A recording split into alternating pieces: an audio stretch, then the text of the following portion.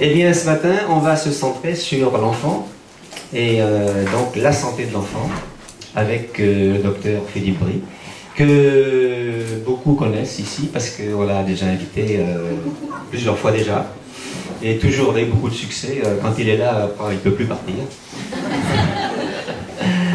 Voilà, donc je vais laisser la parole. Il va nous parler il a prévu santé, l'enfant et la vaccination, mais aussi qu'est-ce que la santé et beaucoup d'autres choses. On avait parlé des choix primordiaux pour la santé de l'enfant. Voilà, à vous. Je vous remercie. Bien, bonjour à tous. Donc je remercie d'abord des encouragements que certains d'entre vous m'ont donnés. Alors donc notre sujet est assez large. Et en plus, je vais essayer de répondre à toutes les questions que vous avez marquées. Donc j'ai un plan, mais qui nous servira de petit peu de fil d'Ariane. Après, en fonction des questions et de l'inspiration du jour, on improvisera. Alors j'étais hier soir avec vous pour assister à la conférence de mon confrère, Alain Perrier, dont je partage entièrement les vues. Et je crois qu'effectivement, pour comprendre le problème vaccinal et tous les autres problèmes, puisque si vous êtes ici, non seulement vous intéressez au vaccin, mais vous vous intéressez à votre santé en général, et puis au-delà de votre santé, à l'environnement, à l'alimentation, à l'écologie. Enfin, une fois qu'on a commencé à se poser des questions, souvent on ne s'arrête plus. Donc il faut partir prendre un petit peu de hauteur. Et qu'est-ce que la santé? Qu'est-ce qu'un homme en bonne santé? Dans la constitution allopathique, c'est simplement l'absence de symptômes, de gènes. Mais si on prend certaines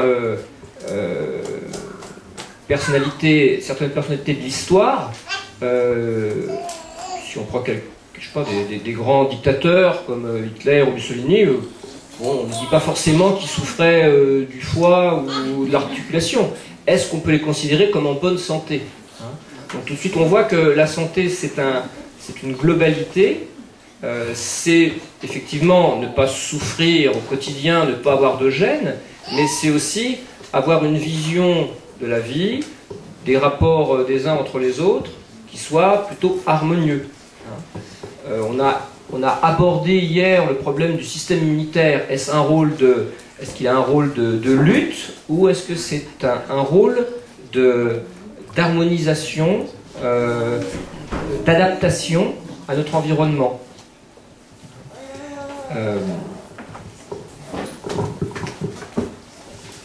Alors on ne peut pas répondre dans le détail à la question qui était posée hier, le lymphocyte, à quoi sert-il? Mais ce qu'on peut dire, c'est que l'homme n'est... Non, parce que c'est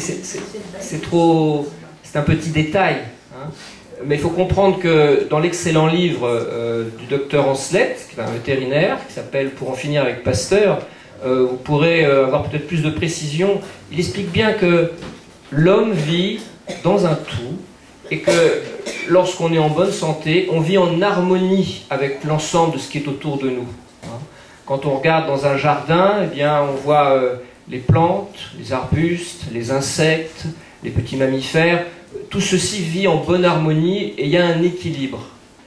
Quand quelque chose vient perturber ce système, mettons l'eau est polluée, et bien tout de suite il y a des répercussions en chaîne.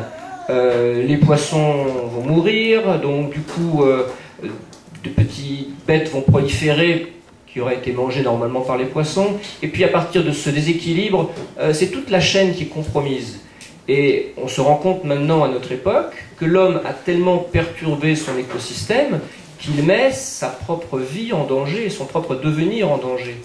Donc il y a cette notion que nous faisons partie d'un tout et que être en bonne santé finalement c'est vivre en harmonie avec tout le système qui est autour de nous.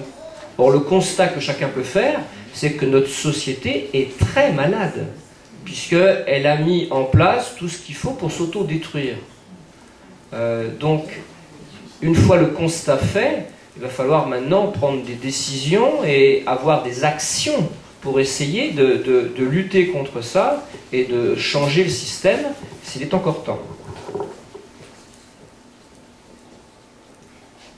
Là, je ne maîtrise pas, voilà, c'est bon.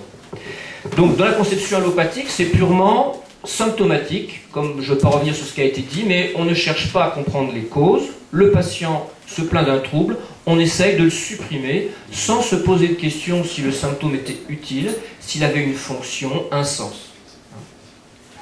Dans la conception traditionnelle chinoise, je pense que ce sont les Chinois qui ont le mieux précisé, et dans le détail, comment fonctionnait l'homme, comment fonctionnait le vivant. Avec des termes qui leur sont propres et qui sont un peu difficiles pour l'apprentissage des néophytes que nous sommes, et puis dans un système de pensée qui est différent du nôtre. En Occident, on a une vision de cause à effet, telle chose entraîne telle autre chose. Dans la vision orientale, on a une vision analogique. Vous savez que l'écriture chinoise est une écriture symbolique, c'est-à-dire que il y a des petits signes qui vont représenter un objet, mais cet objet représente une idée, cette idée représente un concept, donc à partir d'un même signe, on a tout un ensemble. Faut que je donne un exemple. Si vous prenez, tu veux bien dessiner tu tournes la page, Isabelle? Et tu dessines simplement un soleil, comme tout enfant de quelques années est capable de le faire. Donc un rond, hop, voilà. Donc dans notre...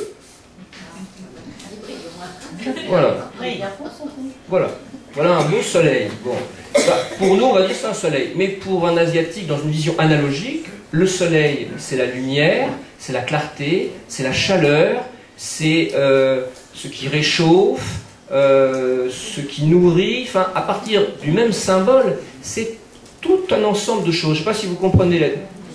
Alors que nous, on est très limité finalement.